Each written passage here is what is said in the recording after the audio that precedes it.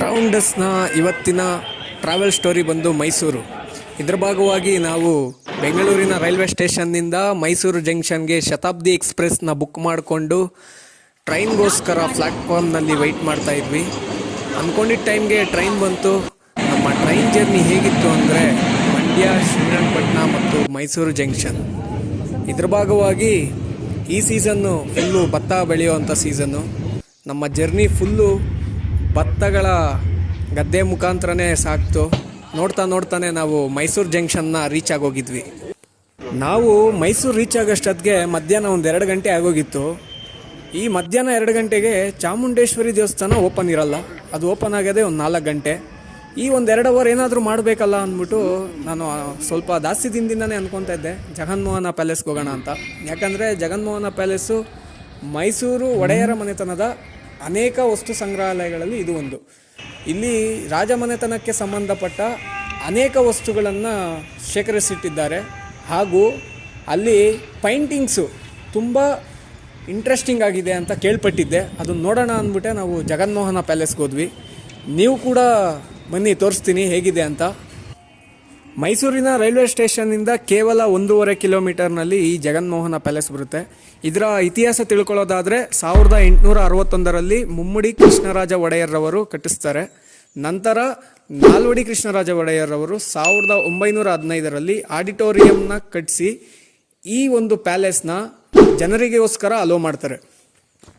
ನನ್ನ ಪ್ರಕಾರ ಜಗನ್ಮೋಹನ ಪ್ಯಾಲೇಸ್ನ ಯಾಕೆ ವಿಸಿಟ್ ಮಾಡಬೇಕು ಅಂದರೆ ಅಲ್ಲಿರೋ ಪೇಂಟಿಂಗ್ಸ್ನ ನೋಡೋಕ್ಕೋಸ್ಕರ. ಅಲ್ಲಿ ಟೋಟಲ್ಲು 3 ಫ್ಲೋರ್ನ ಆರ್ಟ್ ಗ್ಯಾಲರಿ ಇದೆ. ಟೋಟಲ್ಲು 2000ಕ್ಕಿಂತ ಹೆಚ್ಚು ಪೈಂಟಿಂಗ್ಸ್ನ ಒಳಗೊಂಡಿದೆ. ಯಾವ್ಯಾವ ಸ್ಟೈಲಲ್ಲಿದೆ ಅಂದರೆ ಮೈಸೂರು ಸ್ಟೈಲ್ ಇದೆ, ಮೊಘಲು, ವೆಸ್ಟರ್ನ್ ಸ್ಟೈಲ್ ಕೂಡ ಇದೆ. ಪ್ರಮುಖವಾಗಿ ರಾಜ ರವಿವರ್ಮರವರ ಪೈಂಟಿಂಗ್ಸು ಹಾಗೂ ರಾಮಾಯಣ ಮಹಾಭಾರತಕ್ಕೆ ಸಂಬಂಧಪಟ್ಟಂಥ ಪೈಂಟಿಂಗ್ಸು ತುಂಬ ಇದೆ. ಅದು ನಮ್ಗೆ ಹೇಗೆ ಅನಿಸುತ್ತೆ ಅಂದರೆ ನಿಜ ಜೀವನದಲ್ಲೇ ನಾವು ರಾಮಾಯಣದ ಒಳಗೆ ಹೋಗುವಂಥ ಸನ್ನಿವೇಶಗಳು ಕೂಡ ಅಲ್ಲಿ ಅನೇಕ ಪೈಂಟಿಂಗ್ಸ್ ಮುಖಾಂತರವಾಗಿ ಚಿತ್ರಿಸಿದ್ದಾರೆ ರಾಜ ರವಿವರ್ಮರವರು. ನಮ್ಮ ಈ ಜಗನ್ಮೋಹನ ಪ್ಯಾಲೇಸ್ನ ಸಣ್ಣ ಟ್ರಿಪ್ಪನ್ನು ಮುಗಿಸ್ಕೊಂಡು ನಮ್ಮ ಪ್ರಯಾಣ ಬೆಳೆದಿದ್ದೆ ಚಾಮುಂಡೇಶ್ವರಿ ಬೆಟ್ಟದ ಕಡೆಗೆ. ನಾವು ಚಾಮುಂಡಿ ಬೆಟ್ಟಕ್ಕೆ ರೀಚ್ ಆಗೋಷ್ಟೊತ್ತಿಗೆ 3-3:30 ಆಗಿತ್ತು. ಅಲ್ಲಿ ನಾವು ರೀಚ್ ಆಗ್ತಿದ್ದಂಗೆ ನಮ್ಮ ಎದುರುಗಡೆ ಕಾಣಿಸೋದೆ ಮಹಿಷಾಸುರನ ಪ್ರತಿಮೆ. ಕೈಯಲ್ಲಿ ಹಾವನ್ನ ಹಿಡ್ಕೊಂಡು, ಒಂದು ಕೈಯಲ್ಲಿ ಕತ್ತಿನ ಹಿಡ್ಕೊಂಡು ನಿಂತಿರುವಂಥ ಮಹಿಷಾಸುರನ್ನ ನೋಡಿಕೊಂಡು ನಮ್ಮ ಪ್ರಯಾಣ ಬೆಳೆಸಿದ್ದೆ ದೇವಸ್ಥಾನದ ಕಡೆಗೆ. ಈ ಚಾಮುಂಡೇಶ್ವರಿ ಬೆಟ್ಟಕ್ಕೆ ಬಂದಾಗೆಲ್ಲ ನಮಗೊಂದು ನೆಮ್ಮದಿ ಸಿಗುತ್ತೆ. ನಾವು ಪ್ರಮುಖವಾಗಿ ದೇವಸ್ಥಾನಗಳಿಗೆ ಬರೋದೇ ಮನಃಶಾಂತಿಗೋಸ್ಕರ. ಅದು ಚಾಮುಂಡೇಶ್ವರಿ ಬೆಟ್ಟದಲ್ಲಿ ಸಿಗುತ್ತೆ. ನಾವು ದೇವಸ್ಥಾನಕ್ಕೆ ಬಂದು ತುಂಬ ಜನ ಇರ್ತಾರೆ ಅಂತ ಎಕ್ಸ್ಪೆಕ್ಟ್ ಮಾಡಿದ್ರಿ. ಯಾಕಂದರೆ ನಾವು ಬಂದಿದ್ದಿದೆ ಭಾನುವಾರ. ನಾವು ಅಂದ್ಕೊಂಡಿರೋಂಥ ಜನ ಇರಲಿಲ್ಲ.